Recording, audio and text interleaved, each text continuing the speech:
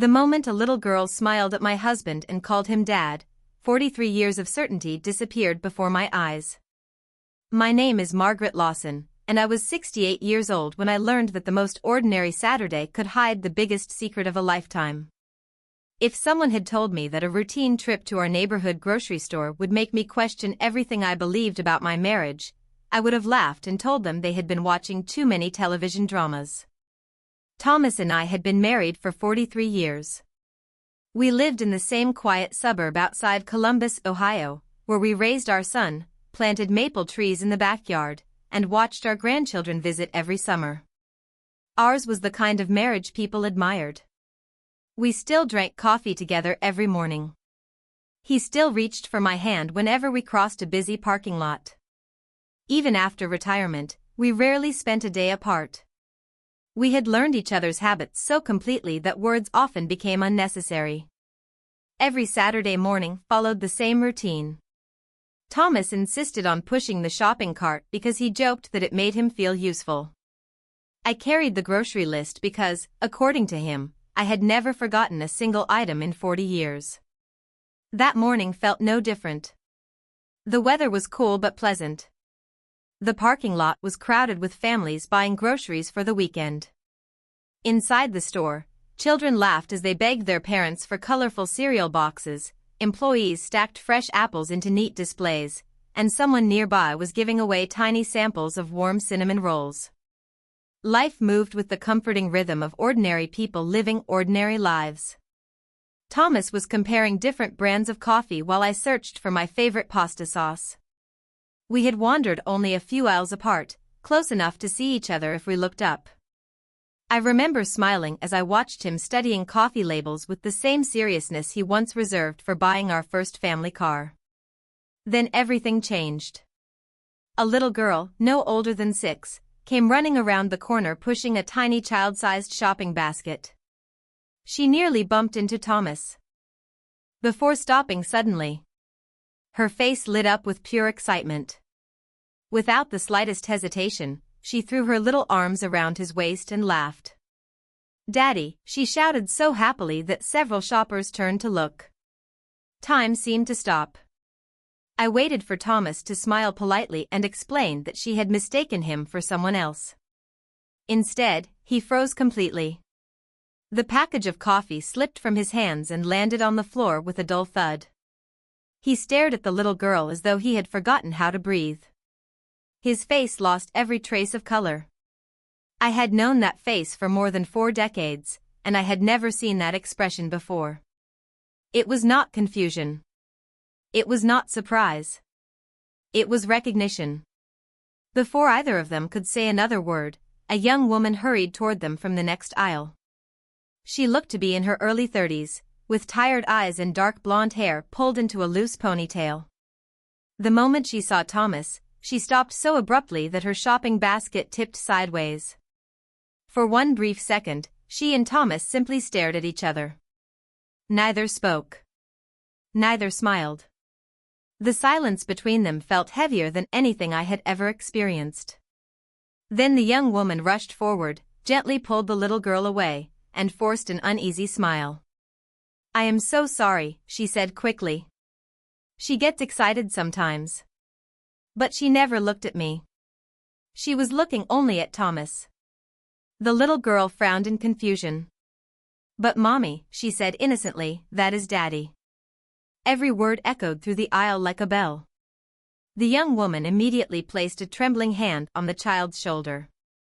"Sweetheart," she whispered softly, "we have to go." Without waiting for another second, she hurried away, guiding the little girl toward the front of the store. The child kept looking back over her shoulder, waving happily at Thomas as though leaving someone she loved. Thomas never waved back. He remained standing exactly where he was, staring after them until they disappeared beyond the checkout lanes. When I finally walked over to him, he still had not moved. "Thomas," I said quietly, "who was that?" He blinked several times before bending down to pick up the coffee package. His hands were shaking so badly that he almost dropped it again. "I have no idea," he answered too quickly. She must have mistaken me for someone else. I searched his face. 43 years of marriage had taught me when my husband was tired, worried, embarrassed, or hiding something. At that moment, I realized I was looking at a man carrying fear unlike anything I had ever seen. We finished shopping in almost complete silence. He skipped half the items on our list. He forgot the bread he always insisted on buying. Twice he pushed the cart into the wrong aisle without noticing. During the drive home, neither of us turned on the radio. The silence inside our car felt louder than traffic outside. Finally I asked again, "Thomas, have you ever met that little girl before?" He kept both eyes fixed on the road. No, his answer came so fast that it sounded rehearsed. I looked out the passenger window, pretending to accept his explanation, but deep inside, something had already changed. I knew my husband. I knew when he was telling the truth. And I knew when fear was speaking instead. As we pulled into our driveway, I made a decision without saying a single word. If that little girl truly did not know Thomas, then this mystery would end quickly. But if she did, I would find the truth myself. Tell me honestly, if you were in my place, would you believe your husband's explanation or would you quietly start searching for the truth? That evening, our house felt unfamiliar for the first time in more than 4 decades. Nothing had changed on the outside.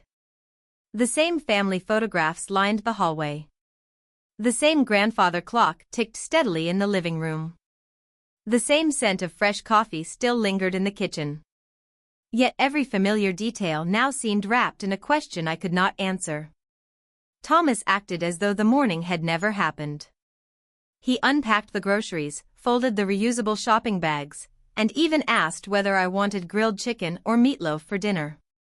His voice sounded almost normal, but I noticed the small things that only a wife of 43 years would recognize. He avoided looking directly into my eyes. He checked his phone 3 times in less than 10 minutes even though it never rang. Twice he started to say something before changing his mind. I answered his questions politely, but my thoughts remained trapped inside that grocery store aisle. I could still hear the little girl's cheerful voice. I could still see the fear on Thomas's face. Later that night, after Thomas had fallen asleep, I quietly slipped out of bed. The digital clock beside him read 11:42. His breathing was slow and steady, but I could not sleep. I walked downstairs and sat alone at the kitchen table with a cup of tea growing cold in my hands. For years, whenever something troubled me, Thomas had been the person I talked to first. Now he had become the one person I could not ask. I did not want to believe he was lying. I wanted a reasonable explanation. I wanted to wake up the next morning and laugh at my own imagination. But deep inside, another part of me kept repeating the same thought. Innocent people do not look terrified when a child calls them dad. The next morning Thomas announced that he needed to stop by the hardware store to pick up supplies for repairing our backyard fence. Normally I would have gone with him. Instead, I smiled and told him I wanted to stay home and finish some laundry. The moment his truck disappeared down the street, I picked up my purse and drove back to the grocery store. I felt guilty before I even walked through the front doors. I had never followed my husband. I had never searched for answers behind his back. Yet something stronger than guilt kept pushing me forward. I found the customer service desk and politely asked whether the store manager had a few minutes to speak with me. A kind man in his 50s introduced himself as David. I explained that I was trying to identify a woman I had briefly met the previous morning because I believed she had accidentally taken my shopping cart. It was not entirely true, but it was close enough to avoid revealing my private life. David listened patiently before shaking his head with an apologetic smile. "I wish I could help," he said, "but I cannot show security footage or customer information without a legal reason." I thanked him anyway and turned to leave, disappointed but not defeated. As I stepped outside, I noticed something that made my heart skip. Across the parking lot, near the cart return, stood the same young woman from yesterday. She was lifting grocery bags into the trunk of a blue compact SUV. The little girl was sitting inside the shopping cart, happily swinging her legs while hugging a stuffed rabbit. I instinctively stepped behind a parked pickup truck before they noticed me. I watched as the young woman buckled the child into a car seat with gentle care. She kissed the top of her head before walking around to the driver's side. Just before she climbed inside, she glanced across the parking lot. For one brief moment our eyes met. Recognition flashed across her face. She looked startled, almost frightened, then quickly closed the car door and drove away. Without allowing myself time to reconsider, I started my engine and followed from a safe distance. My heart pounded harder with every traffic light. I kept several cars between us, praying she would not notice. After about 15 minutes, she turned into a quiet residential neighborhood filled with modest brick homes, bicycles leaning against garages, and children playing basketball in driveways. She pulled into the driveway of a small white house with blue shutters. I parked half a block away beneath a large oak tree and watched from a distance. The little girl climbed out of the car laughing as she chased a yellow butterfly across the front lawn. The young woman smiled warmly before looking back toward the street. For just a second, her eyes landed on my parked car. Her smile disappeared. She knew I was there. She gently took the little girl's hand and led her inside without another glance. I sat motionless behind the steering wheel, staring at the closed front door. I had found the house, but I still had no answers. What I did not know was that the decision I was about to make by walking to that front porch would change not only my marriage, but everything I believed about my husband's past. In the next part, you will discover what happened when that door finally opened. For several long minutes, I remained behind the steering wheel, staring at the small white house as though it held the answer to every question racing through my mind. My hands rested on the steering wheel, but they felt strangely numb. I could still leave. I could drive home, pretend none of this had happened, and wait for Thomas to tell me the truth in his own time. But after what I had witnessed at the grocery store, I knew I would never be able to ignore it. I stepped out of my car, took a slow breath, and walked toward the front porch. Every step felt heavier than the last. As I reached the front door, I hesitated with my hand hovering above the doorbell. Then I pressed it. Inside, I heard footsteps approaching. The door opened only a few inches before the young woman recognized me. Her face immediately lost its color. For several seconds, neither of us spoke. Finally she sighed quietly, opened the door wider, and said in a tired voice, "I knew you would come." I looked at her with as much calm as I could manage. "May we talk?" She glanced over her shoulder toward the living room before stepping aside. "Please come in." The house was modest but welcoming. Children's drawings covered one wall near the kitchen. A bookshelf overflowed with storybooks and family photographs. The little girl sat cross-legged on the living room rug, carefully building a castle from colorful wooden blocks. She looked up when I entered and smiled brightly. "Hi." I smiled back politely. "Hello." She returned to her game without another thought, completely unaware of the storm surrounding the adults in the room. The young woman motioned toward the dining table. We sat across from each other while the little girl quietly hummed to herself nearby. I noticed framed photographs of the child at different ages, school pictures, birthday celebrations, and one recent photograph that caught my attention. Thomas was standing beside the little girl at a community park. Both of them were laughing. My heart tightened. Before I could ask a single question, the young woman spoke first. "My name is Emily Carter." I nodded slowly. "I am Margaret Lawson." Emily lowered her eyes. "I know who you are." Those words landed harder than I expected. "Then you also know why I am here." She closed her eyes briefly before answering. "Yes." I took a careful breath. "Yesterday your daughter called my husband Dad." Emily looked toward the little girl, making sure she was still distracted. Then she turned back to me. I never wanted you to find out this way. My pulse quickened. Find out what? Tears filled Emily's eyes almost instantly. Thomas is not my husband. She paused, struggling to continue. He is my father.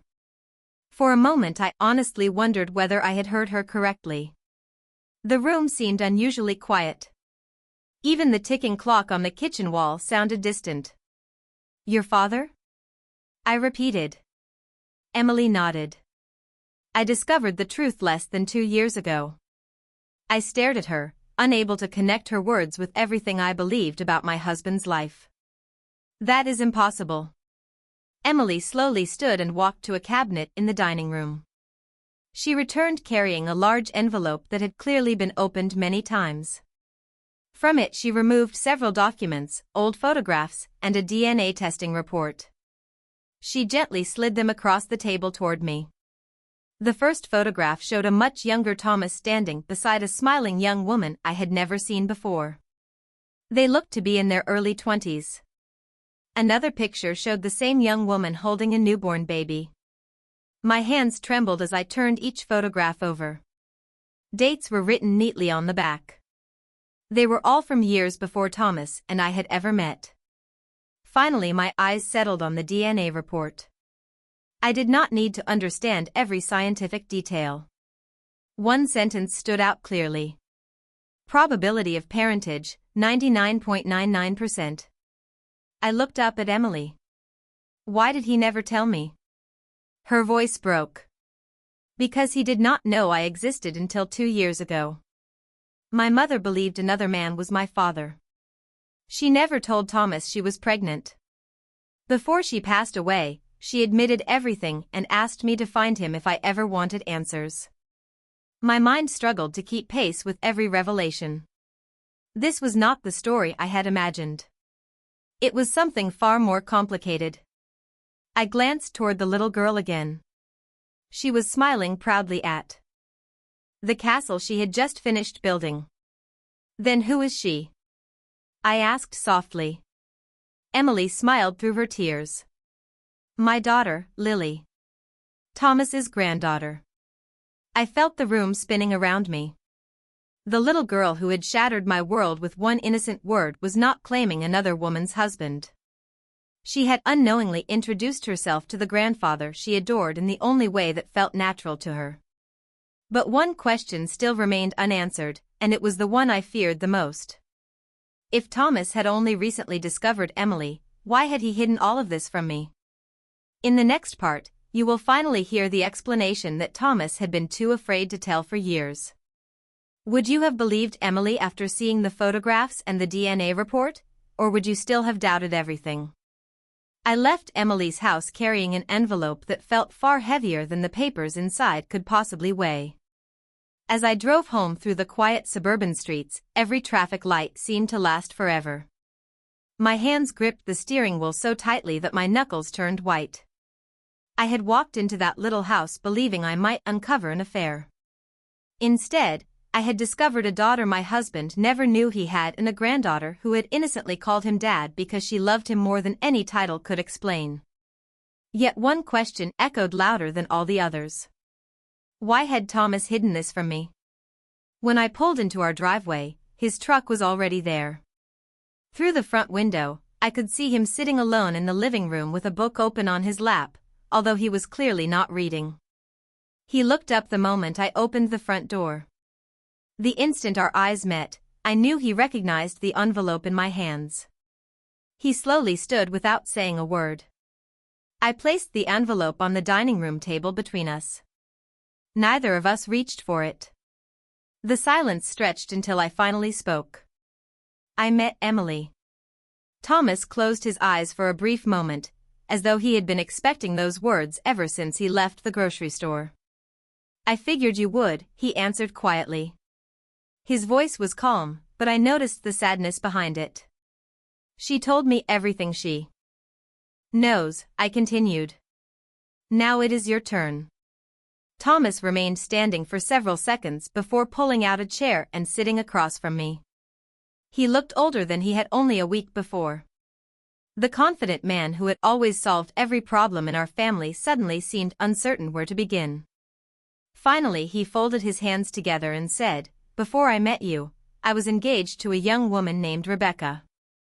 I had never heard that name before. "We were together for almost 3 years after college," he continued. "We planned to get married, but life took us in different directions. She accepted a job in another state. We argued about our future, and eventually we ended the relationship. It was painful, but I believed it was over." He looked down at the table as though replaying memories that had been buried for decades. "A few months later, I met you. You changed my life. We built everything together. I never looked back because I believed there was nothing left behind." I listened without interrupting. "2 years ago," he said softly, "I received a letter from a woman I did not recognize. It was from Emily." He looked directly into my eyes for the first time since this nightmare had begun. She explained that Rebecca had passed away after a long illness. Before she died, she confessed that I had always been Emily's biological father. Rebecca honestly believed another man was Emily's father when she left. She never knew the truth until much later. By then, she thought it was too late to change anyone's life. He slowly reached into a drawer beside the table and removed a neatly folded letter. "I still have the first letter Emily sent me." He handed it to me carefully. The paper had softened from being unfolded so many times. The words were respectful and cautious. Emily had not demanded anything. She had not asked for money.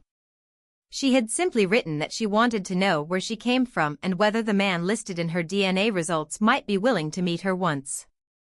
I felt my anger begin to shift into something more complicated. "So you met her?" I asked. Thomas nodded. "At a small coffee shop outside Dayton." His voice trembled.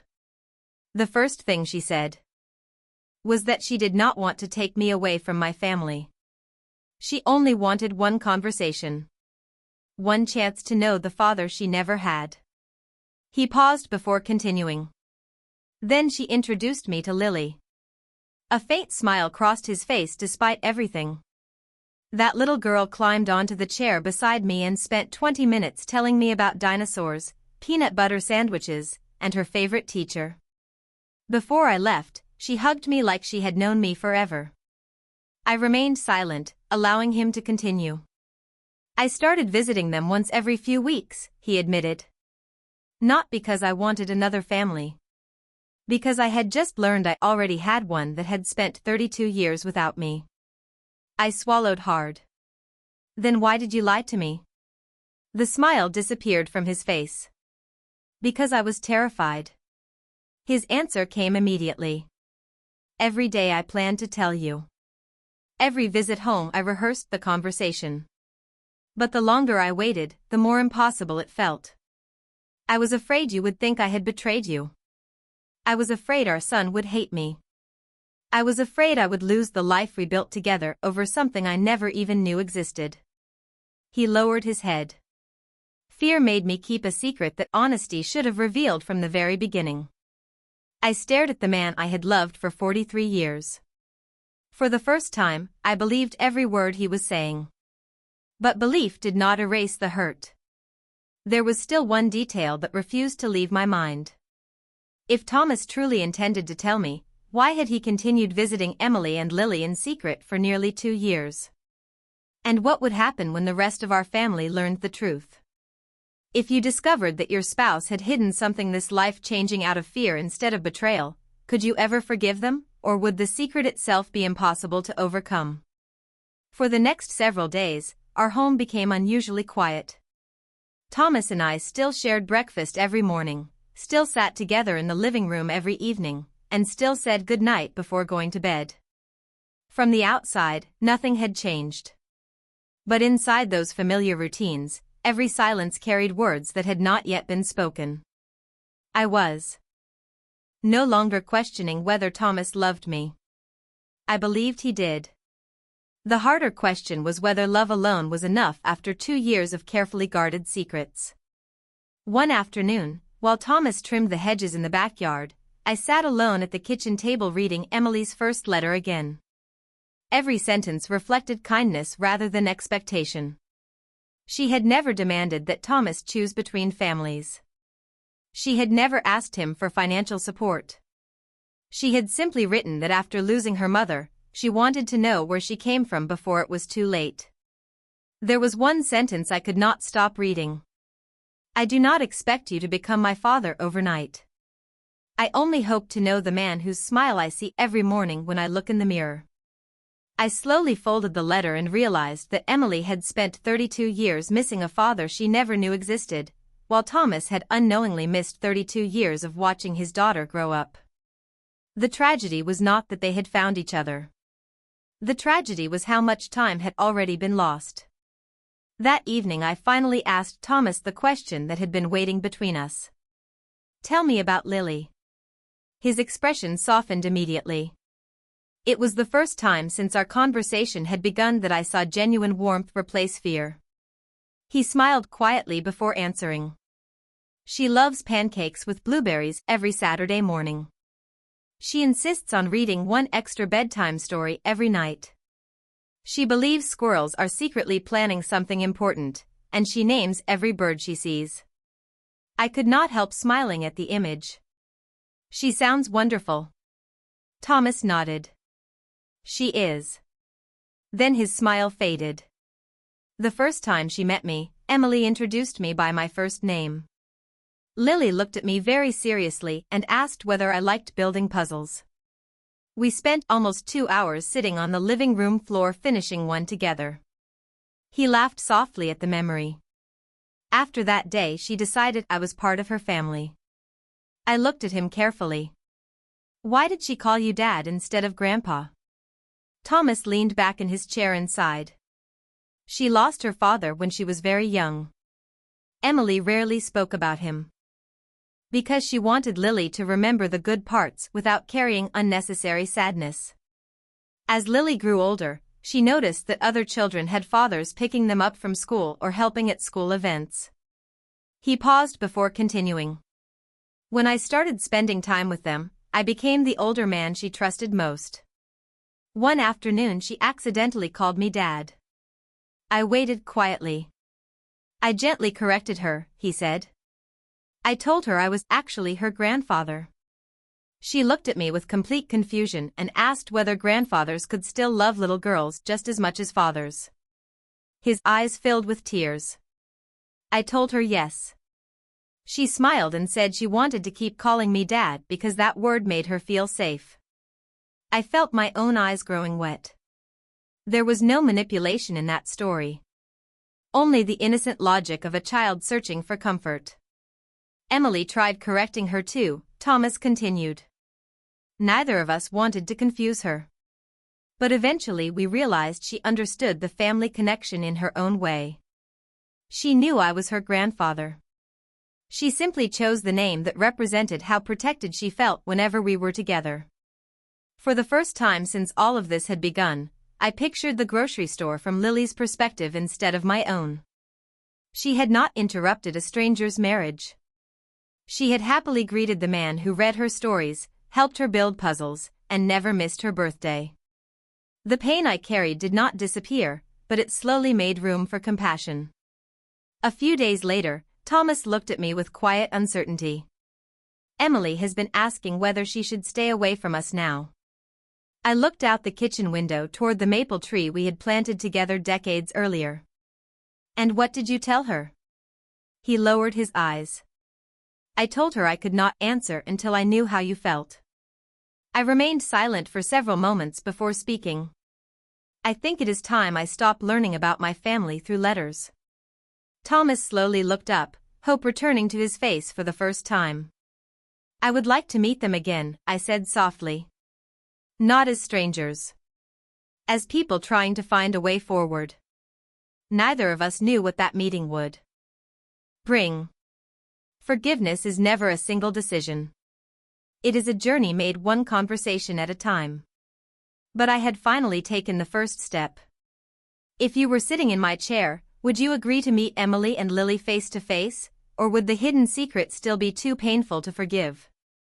The following Saturday arrived with more uncertainty than I had felt in years. Thomas asked 3 different times whether I was sure I wanted to go, and each time my answer remained the same. If we are ever going to move forward, hiding from each other cannot be the answer. We agreed to meet at a small family-owned cafe halfway between our neighborhood and Emily's home. It was quiet enough for conversation and familiar enough that none of us would feel trapped inside someone else's space. During the drive, neither of us spoke very much. Thomas kept both hands firmly on the steering wheel, occasionally glancing toward me as though expecting me to change my mind. I simply watched the passing countryside and reminded myself that I was not walking into a confrontation. I was walking toward the truth. When we arrived, Emily was already waiting at a corner booth. Lily sat beside her, happily coloring pictures in a children's activity book while swinging her legs beneath the table. The moment Lily noticed Thomas, her entire face lit up. She jumped from her chair and ran toward him without hesitation. "Dad," she shouted with complete joy before wrapping her little arms around his waist. Thomas knelt down and hugged her gently, smiling with tears gathering in his eyes. This time I understood what I was seeing. There was no deception. No secret signal. Only the unconditional trust of a little girl greeting the person who made her feel safe. Lily finally noticed me standing beside Thomas. She looked up curiously before smiling. "Hello again." I smiled back. "Hello, Lily." She studied my face for a moment with the honesty only children possess. "Are you Thomas's wife?" I nodded. "Yes, I am." Lily thought about that for a second before asking the question none of us expected. "Does that mean you like puzzles too?" Thomas laughed softly, and even Emily could not hide her smile. I answered, "I do. Although I am not very fast." Lily reached into her little backpack and proudly held up a small puzzle book. "Maybe you can help me today." Her invitation was so innocent that it dissolved much of the tension I had carried into the cafe.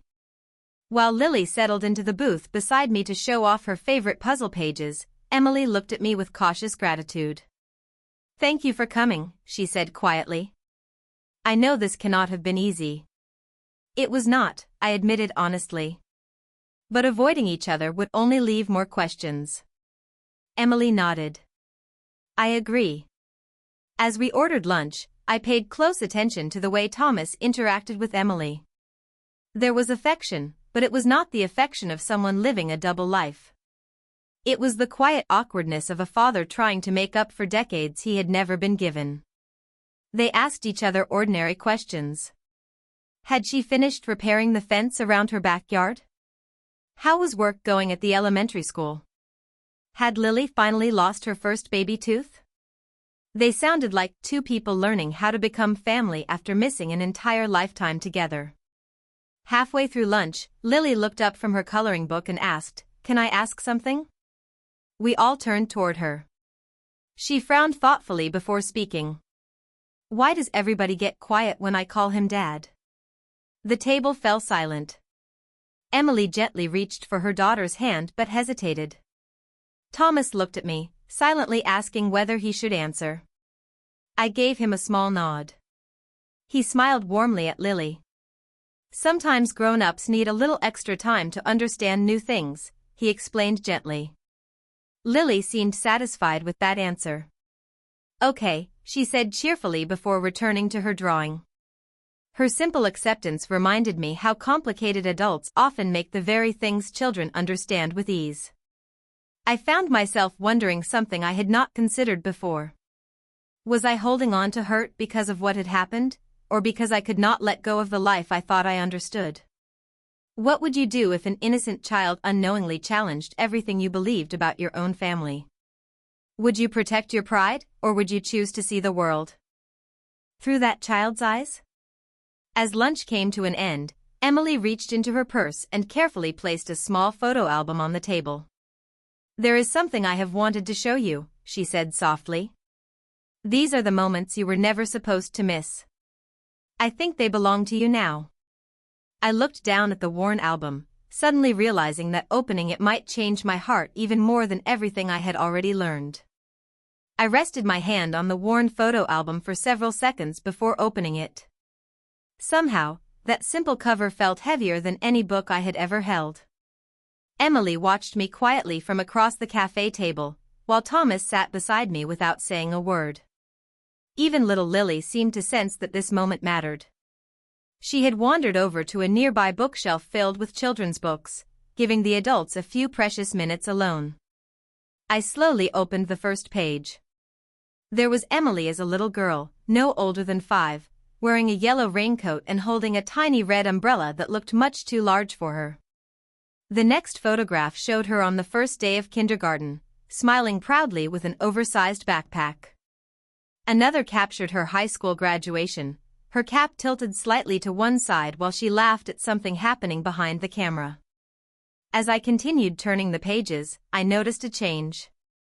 The earlier photographs contained only Emily and her mother. Then, nearly 2 years before, Thomas began appearing. At first he stood awkwardly at the edge of family pictures, almost like a guest who was unsure whether he belonged. A few pages later, the distance disappeared. There he was helping Lily fly a kite in a park. There he was kneeling beside her while they built a snowman.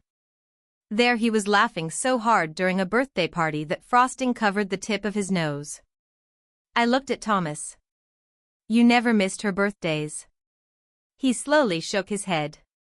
After losing 30 years with Emily, I promised myself I would never willingly miss another important day for either of them.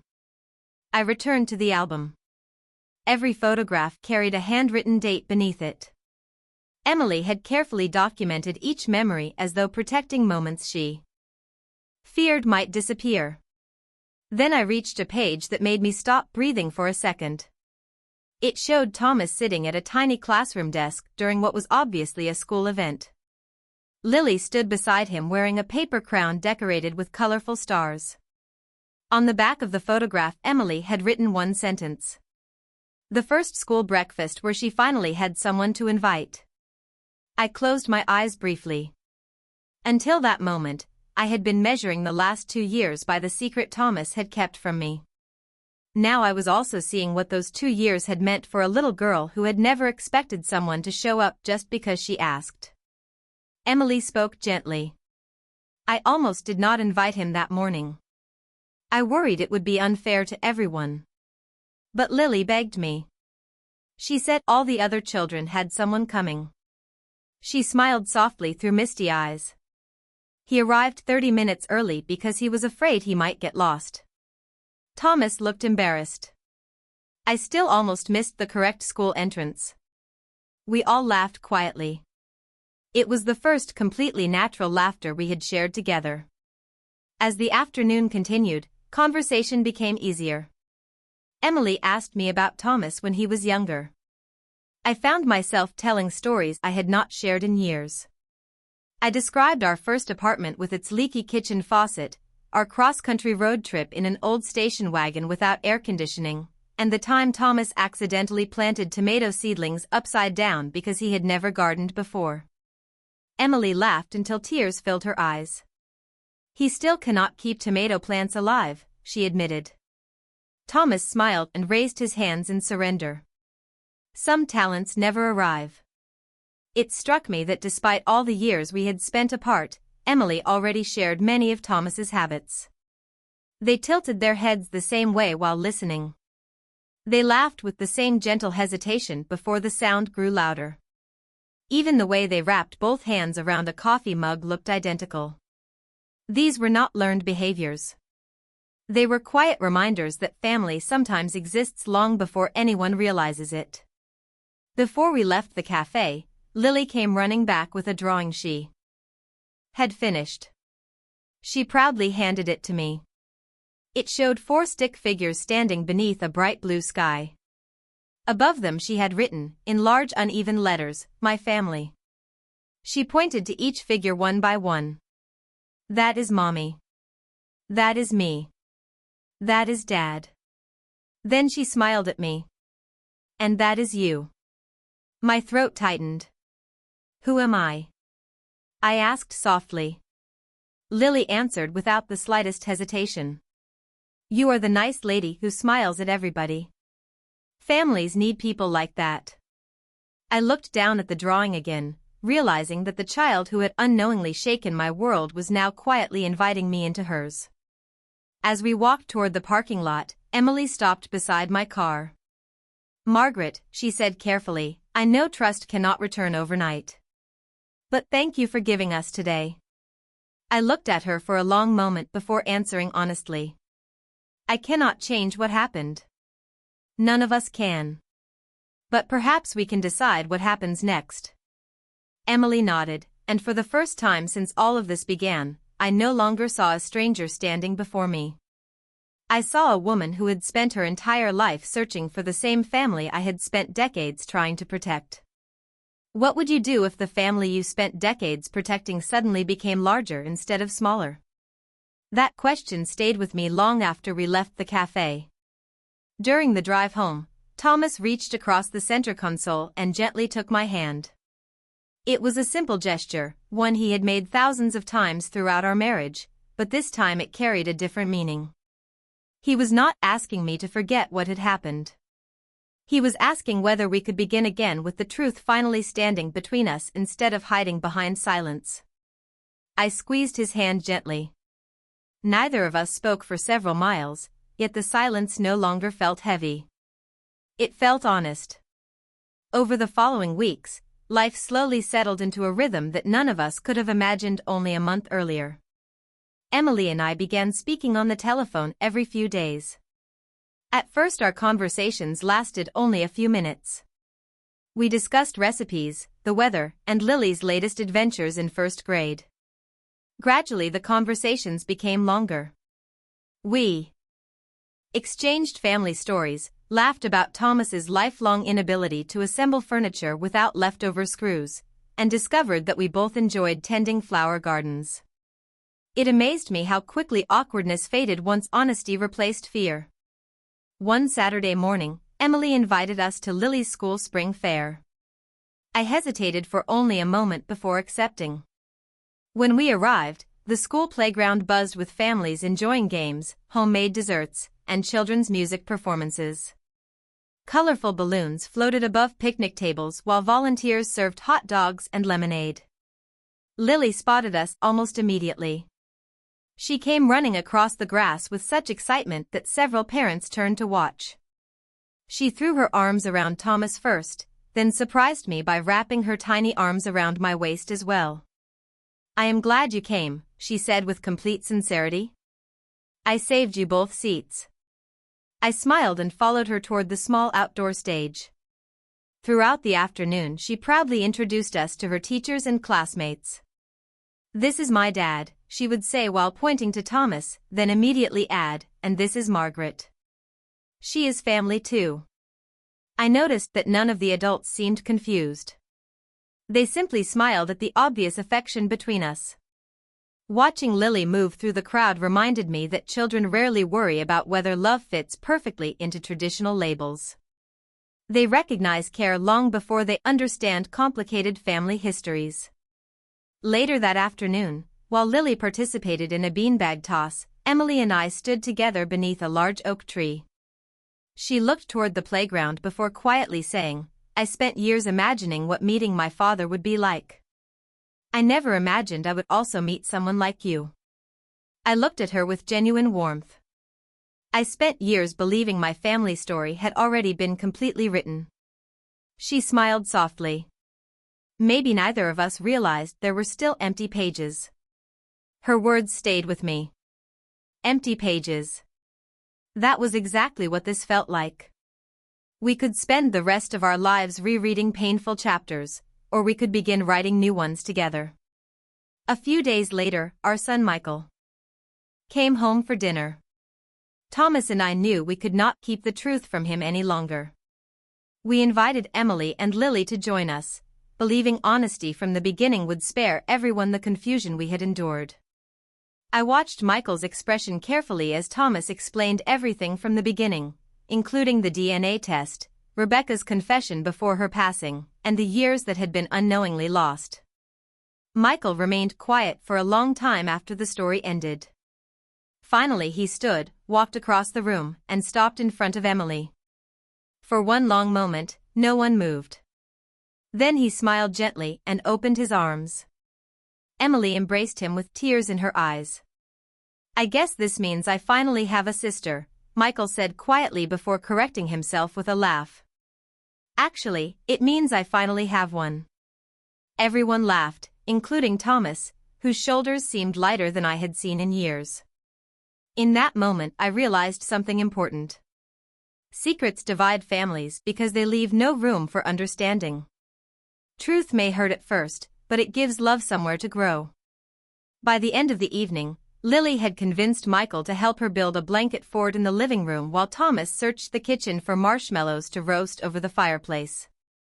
I stood in the doorway watching all of them together, wondering how close we had come to losing this future simply because fear had remained silent for too long. Nearly 1 year has passed since the afternoon a little girl reached for my husband's hand inside a grocery store and called him Dad. Sometimes I think about how easily that single moment could have destroyed everything we had built over 4 decades together. Instead, it became the beginning of a family story none of us ever expected to live. Life today looks very different from the life I believed I had before that afternoon, but different does not always mean worse. Sometimes different simply means fuller. Every Sunday, our home is filled with laughter that echoes from one room to another. Michael arrives carrying homemade desserts, Emily usually brings fresh flowers from her garden, and Lily rushes through the front door before anyone else. Because she insists on being the first person to hug Thomas every single week. She still occasionally calls him Dad, although she now happily tells anyone who asks that he is also her grandfather. Somehow, in the simple way children understand the world, she has found room for both truths without seeing any contradiction. Watching her grow has changed me in ways I never imagined. One afternoon, while we planted flowers together in the backyard, Lily looked up at me and asked, "Do you think families can grow like gardens?" I smiled and asked what she meant. She carefully placed another small flower into the soil before answering. "Sometimes you think all the flowers are already there. Then one more blooms where nobody expected." I could not have explained it better myself. Thomas and I still speak openly about the mistake he made by hiding the truth. We both understand now that secrets created wounds which honesty could have prevented. Trust did not return all at once. It returned through hundreds of small choices. Honest conversations. Shared dinners. Quiet apologies. Patient forgiveness. Looking back, I realize forgiveness was never about pretending the pain did not exist. Forgiveness meant deciding that the future deserved more attention than the past. Emily has become someone I genuinely admire. She carries herself with remarkable grace despite everything life asked her to overcome. She never tried to replace anyone. She never demanded anything she believed she was owed. She simply accepted every relationship as it slowly developed, allowing trust to grow naturally instead of forcing it. Over time, I stopped seeing her as the reminder of a painful secret. I began seeing her as another daughter whose place in our family had simply arrived much later than anyone expected. A few weeks ago, while organizing old family photographs, I found the picture Lily had drawn the day we met at the cafe. The 4 stick figures were still standing beneath that bright blue sky with the words "My family" written across the top. I decided to frame it. Today it hangs in our hallway beside photographs from birthdays, graduations, vacations, and anniversaries. Visitors sometimes smile at the simple drawing without realizing it tells the most important story in our home. It reminds me that families are not defined only by the years they spend together. Sometimes they are defined by the courage to welcome one another when life reveals an unexpected truth. Every now and then, I return to that same grocery store. I walk through the produce aisle where everything first changed.